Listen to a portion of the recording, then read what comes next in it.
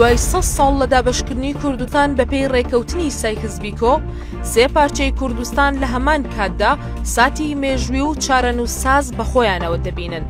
باشووری کوردستان لەگەڵ حکوومەتی عێراق لە گفتوگۆی چارەنووسسازدایە بۆ یەکلاکردنەوەی کێشە هەڵواسراوەکانی بە تایبەت نەوت و موچە کە بە چارەنووسساز بۆ قەواری هەرێمی کوردستان دادەنرێت. لە باکووری کوردستان پرۆسەیەکی مێژووی بەڕێوە دەچێت. چەکدانان و خۆهەڵوەشاندنەوەی پێکەکە دوای 4 شەڕ نزیک بۆتەوە.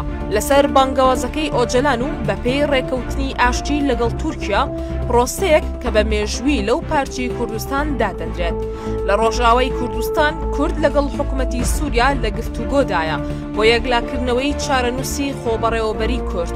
چەسپاندنی مەفەکانی کورد لە سووریا دوای بەشار ئەسەد لە ساتێکی مێژوویدا بۆ کورد لەو بەشەی کوردستان. ئەوەی ماوەتەوە لە ئێستادا کە هیچ پێشاتێکی لەو شێوەیە بەخۆوە نابینێت ڕۆژهەڵاتی کوردستانە کە بووە بە بەشێک لە گۆڕەپانی شەڕی 12 ڕۆژە.